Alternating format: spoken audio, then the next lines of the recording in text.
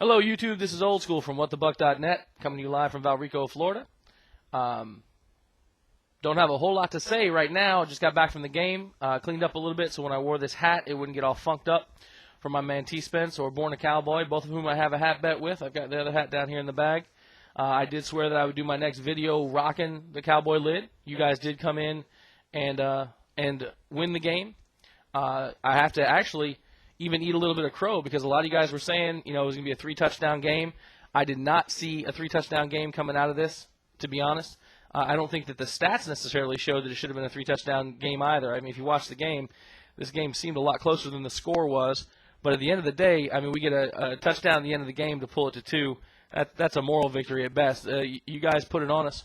I think that when you look at the analysis we did before the game, the comments were pretty accurate and pretty telling, right? The real difference, in my opinion, I haven't watched it a second time. I just watched it during the game in the stadium.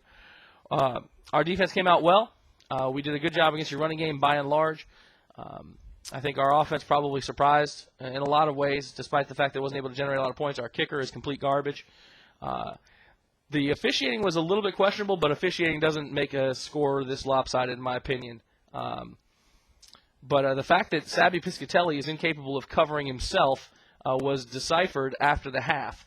And you guys came out, and Tony Romo did a great job of isolating on that. Our defense was trying to get into its shifts to be aggressive, and Romo would find where Sabby was. Now, I'm sure it's more complex than that, right? I'm not an NFL quarterback, but damn it sure as hell looked like Sabby getting picked on, because if you look at the majority of those plays, it's when our D-backs were shifting because of a linebacker blitz. Sabby had to roll into coverage, and Romo took advantage of it every single time.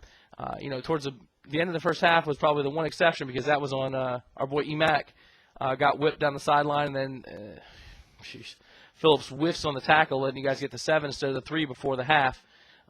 That's big play there, big play on the Roy Williams touchdown in the slot, which was on Savvy, and then the rest is sort of history. So congratulations to the Cowboys. I know this isn't a trash talk video. I don't really do those.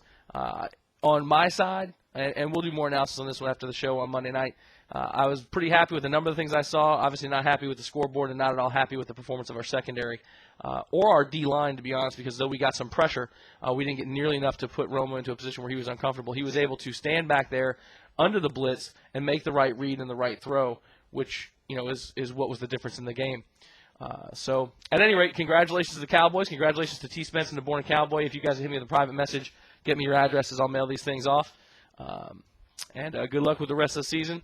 Hopefully my boys can build on this. And from a Bucks perspective, if you're a Bucks fan watching my videos, this isn't all about just giving a verbal reach around to the Cowboys, but we'll do an analysis video on the actual game after the Monday night show at whatthebuck.net.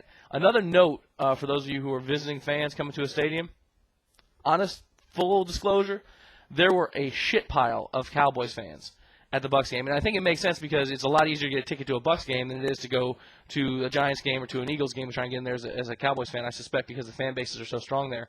But with all of those Cowboys fans, I didn't see a single fight. I didn't see anything unruly. Everyone seemed to be having a good time, even though you guys were hanging us, beating the shit out of us towards the end of the fourth quarter until we mounted that little comeback. A lot of respect to the Cowboys fans that came to the game today. You guys represented well. It was disgusting, again, to see probably a 50-50 split with away team and home team, but I've come to expect that from the Buccaneers fans. It makes me sick every time I see it, but it is what it is. One note, despite the lopsidedness of the score, and this was actually commented on NFL.com, when we were driving down there, it was 20-14, and Kellen Winslow gets hit right in the freaking numbers and drops it.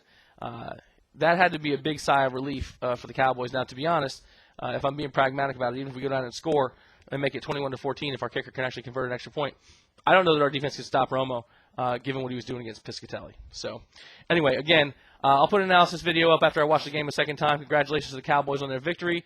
Hats will be on the way. Just hit me with private messages, guys.